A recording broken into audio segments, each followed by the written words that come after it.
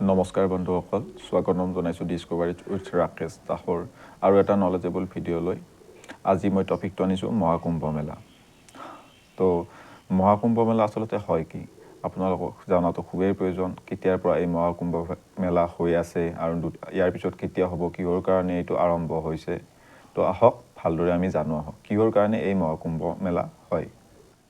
ইয়াৰ হিষ্ট্ৰীটো হৈছে দুৰ্বাসা ঋষিয়ে ইন্দ্ৰদেৱক এদিন পিন্ধিবলৈ এডাল মালা দিছিল আৰু ইন্দ্ৰদেৱে অহংকাৰতে সেই মালাডাল নিজৰ হাতী ঐৰাৱতক পিন্ধিবলৈ দিছিল আৰু ঐৰাৱতেও সেই মালাডাল নিপিন্ধি পেলাই মাটিত পেলাই দিছিল।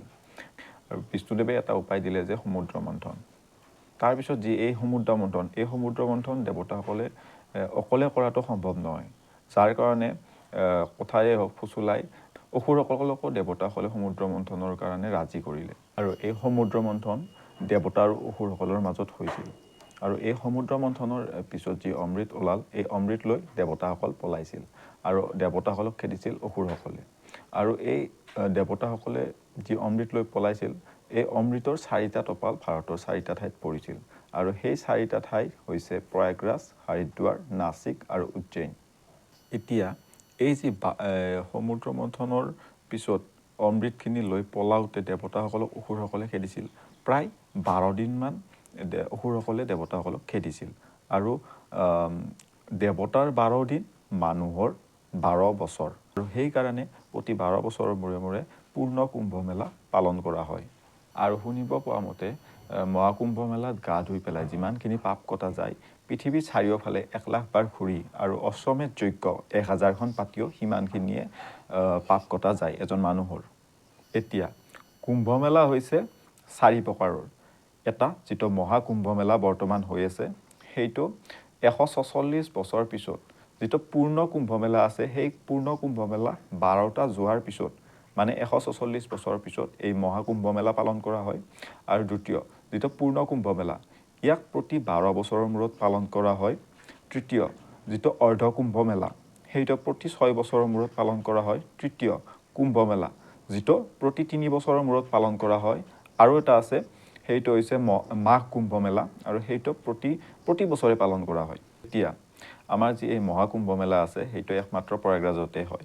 আৰু যি পূৰ্ণ কুম্ভ মেলা আছে, যিটো 12 বছৰৰ পিছত হয়, সেইটো নাছিক, উজ্জয়িন, প্ৰয়াগৰাজ আৰু হৰিদ্বাৰত অনুষ্ঠিত হয় প্ৰতি 12 বছৰৰ পিছত। আৰু আমাৰ যি অৰ্ধ কুম্ভ মেলা আছে, প্ৰতি 6 বছৰৰ পিছত প্ৰয়াগৰাজ আৰু হৰিদ্বাৰত ইয়াক পালন কৰা হয়। আৰু আমাৰ যি কুম্ভ মেলা আছে, যিটো 3 বছৰ পিছত পালন কৰা হয়, সেইটো হৰিদ্বাৰ, প্ৰয়াগৰাজ আৰু নাছিক আৰু উজ্জয়িনত প্ৰতি 3 বছৰৰ মূৰে মূৰে পালন কৰা হয়।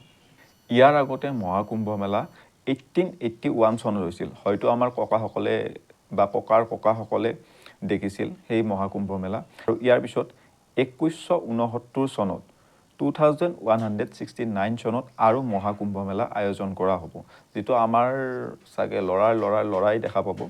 আৰু আমি বহুত ভাগ্যৱান বুলি ভাবোঁ নিজকে, কাৰণ আমাৰ সময়ত এই মহাকুম্ভ মেলা অনুষ্ঠিত হৈ আছে।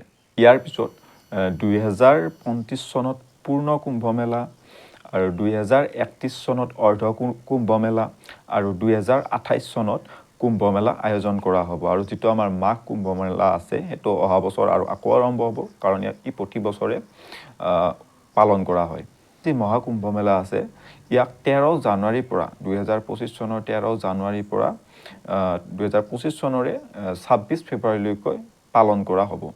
এতিয়া আমাৰ লাহে লাহে অন্তিম দিন আহি পৰিছে। যোনে যোনে যাব পাইছা, তোমালোক বহুত ভাগ্যৱান।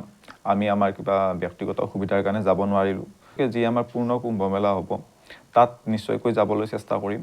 তথ্যৰ পৰা গম পোৱা গৈছে, বৰ্তমানলৈকে মহাকুম্ভ মেলাত প্ৰায় 45 কোটি ভাৰতীয় নাগৰিকে বা বিদেশৰ পৰাও আহিছে বহুতখিনি, কিন্তু প্ৰায় 45 কোটি মানুহে মহাকুম্ভ মেলাত গংগা নদীত স্নান কৰিছে।